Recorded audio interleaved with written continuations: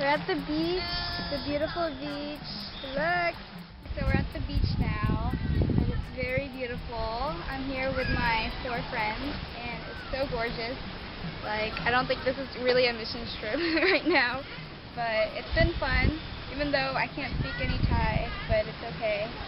We're good. It's so gorgeous out here, so look at it, the scenery. And we go through Pattaya and everything, and it was super gorgeous.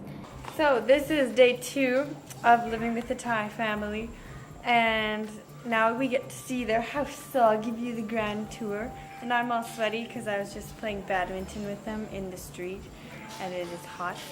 So anyway, so this is where we take our shoes off, right here, and then and this is the living room, and I'll introduce you to their family.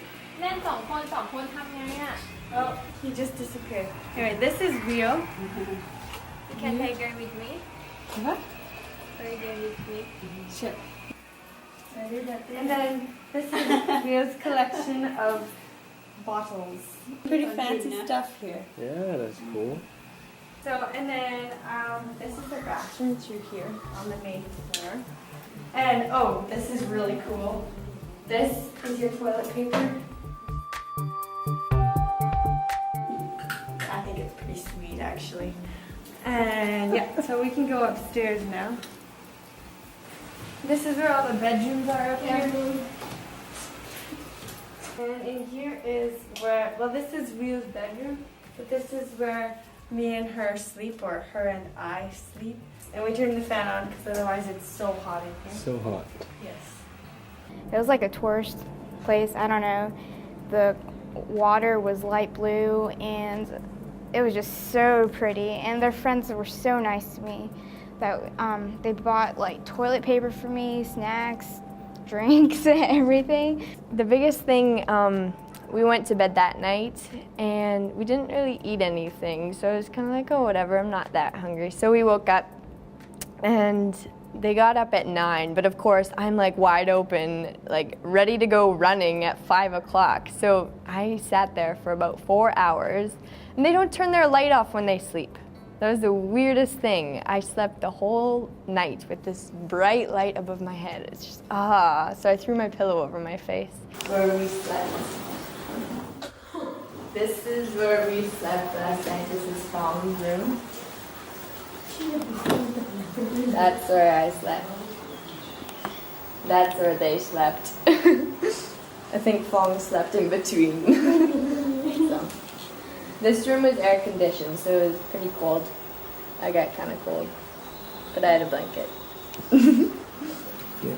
And for breakfast, we had rice and muyang, pork.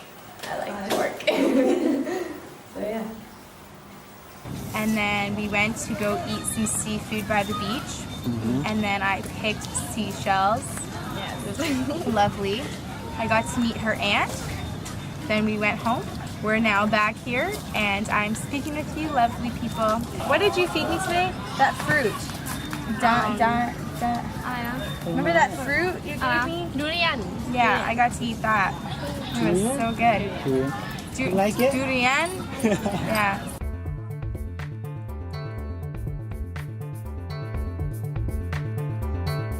When she was done work, my sister, Em, came and picked us up, and we went to the night market, which was really cool, and you got to see all like the gifts and stuff, and you get to bargain with everybody. And Her friends came back, and we all got in the car and went over to the temple.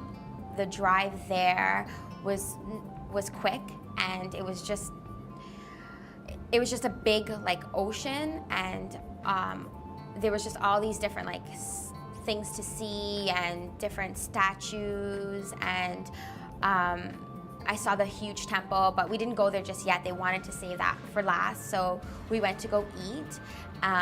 So we had a nice lunch there. It was sort of like a lunch brunch, and I ordered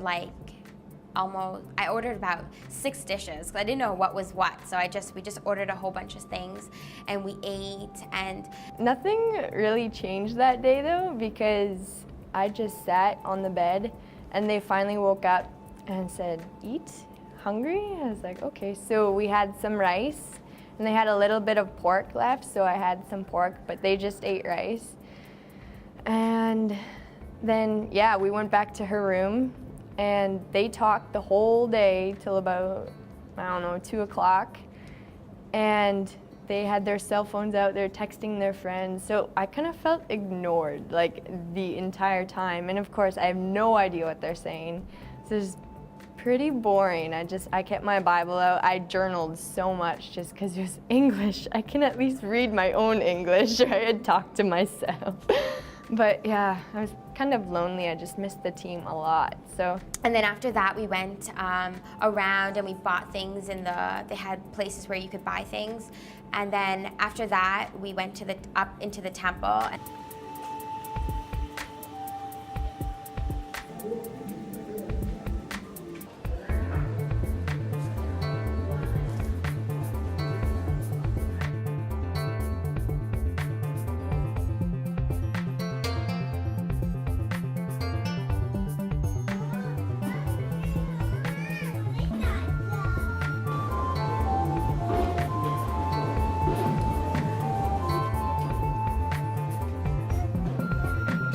After that, we left, and she's like, let's go mall, shopping, mall. So I enjoyed that again. We went to the mall, and I bought them all bags. After that, they said, let's go over to another mall. So we went over to another mall, and we ate there.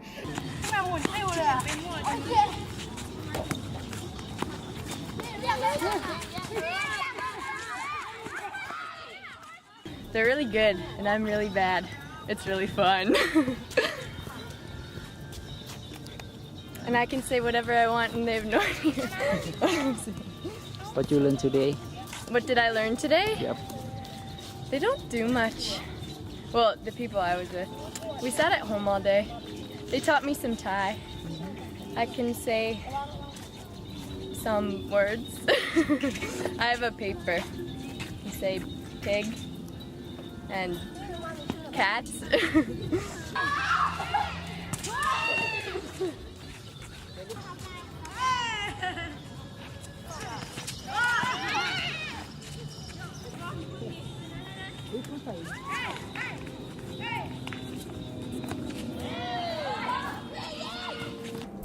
And it was great.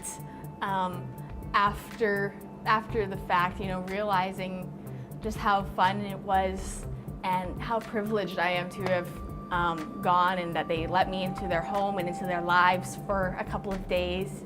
I thought that the experience would be so much more worse, but I remember just saying before I met the girls, like, God, I'm just leaving this in your hands. And I feel like God really gave me one of the best experiences in my entire life, and I really enjoyed every minute of it.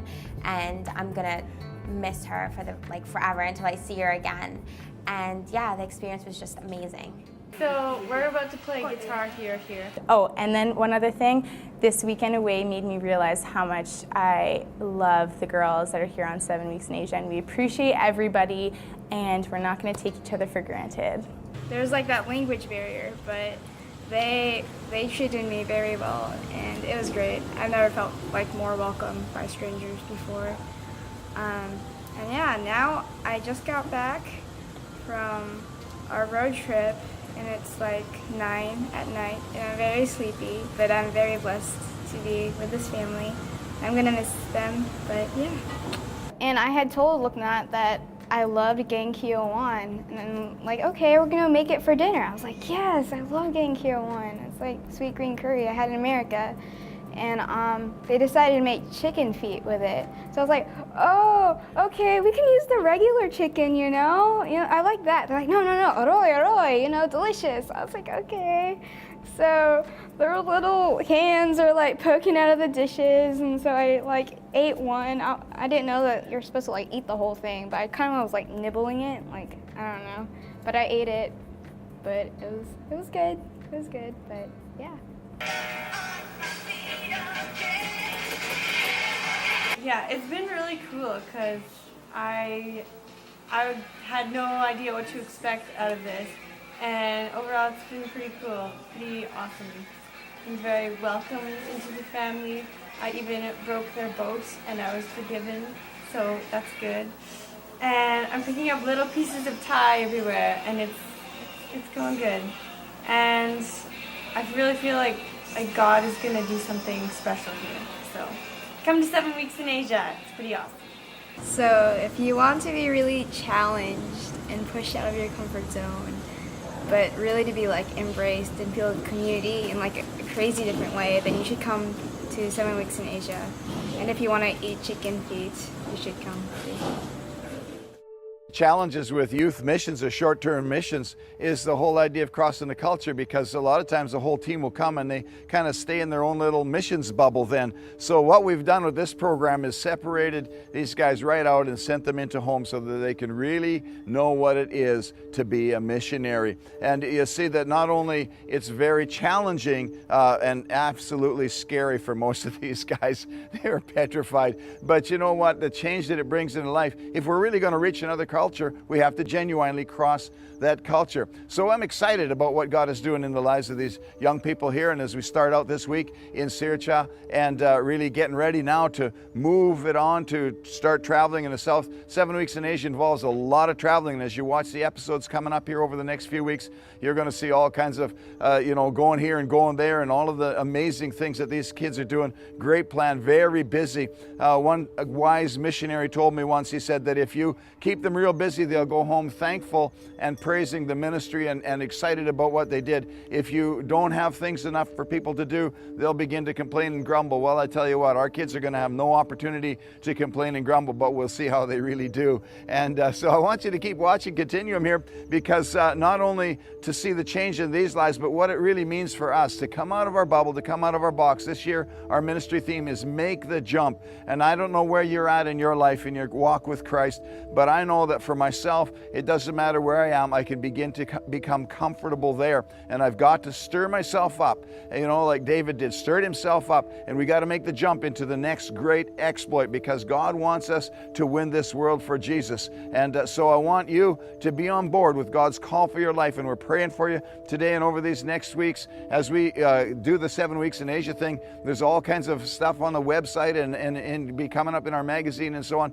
so that we can really see the details of how God is working in these young lives, and be thinking about other people, young people that you know that need to be on a program like this, where it's a genuine cross-cultural missions. But not only that, but it's a genuine cross from our own little bubble and our own little way of thinking and our own little life into what does God want me to do with the rest of my life. I get one crack at this and I want to do it for Christ. And so we're going to see these lives change. I tell you what, I love it, because you see these young guys come from Canada and they think, man, we got a good life, we got it going. But God is going to bring them right up short with some very challenging things, very challenging ideas, very challenging commands from the Word of God to go into all the world and preach the gospel. If we're not doing that, we're missing God's command. We're not obeying Him. And so He says to go into all the world. This is what Jesus said, and that's the standard that we're going to live by. So welcome to Continuum 7 weeks in Asia. I'm excited about what God is doing, and I just pray God's blessing over your life over the next few weeks as we travel with these young people.